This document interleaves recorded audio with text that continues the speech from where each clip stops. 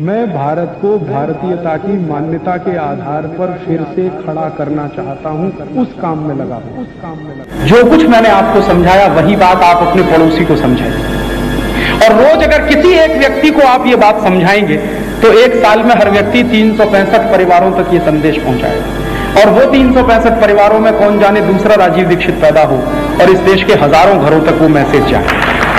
घर घर में, गांव गांव, गली गली में ये संदेश पहुंचाने की जरूरत है, और ये संदेश पहुंचाने का काम आपको करना है। भारत में सबसे ज्यादा गाय का कत्ल भारत की सरकार कर रही है, मुसलमान नहीं कर रहे हैं। फिर मैंने कहा मुझे ऐसे कुछ लोगों से बुला दो जो भारतीय मुसलमान हैं। आजकल एक शब्द चल गया है ना, अमेरिकन इंडियन, है ना। तो मैंने कहा चलो भारतीय मुसलमान है, उनसे मिलवा दो।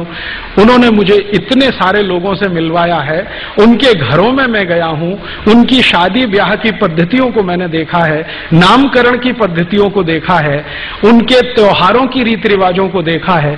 कहीं से नहीं लगता है कि वो अभारतीय हो गए। ज्यादा से ज्यादा दिखाई देता है कि उनका नाम बदल गया है और पूजा करने की पद्धति बदल गई है। तो क्या पूजा करने की पद्धति तो हम सनातनी हिंदुओं में भी विशिष्ट हैं।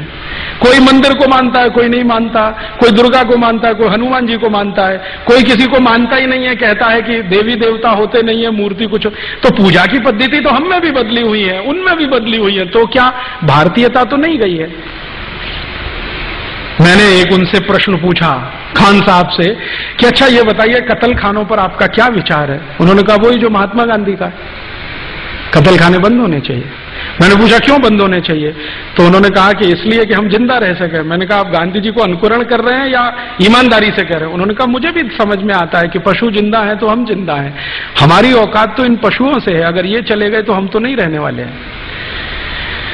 फिर उनसे मैंने एक विशिष्ट बात पूछी जिसको पूछने की हिम्मत कम लोगों में होती है। मैंने उनसे कहा आपने कभी गाय का मांस खाया? उसने कहा यार एक बार खाया था तो मेरी मां ने बहुत पिटाई किया था मेरा। मैंने पूछा कैसे, क्यों? उन्होंने कहा हमारे घर में सख्त पाबंदी है, आज भी हम गाय का मांस नहीं खाते हैं।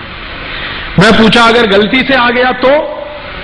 बहुत सारा मांस आता है उसमें गाय का आ गया तो उन्होंने कहा पता चल जाए तो बर्तन को उठा के घर के बाहर फेंक देते हैं, उस बर्तन को भी काम में नहीं लेते। तो मैंने कहा फिर ये गाय की हत्या क्यों हो रही है? उन्होंने कहा ये तो अंग्रेजों की साजिश है जो आज तक गाय की हत्या हो रही है।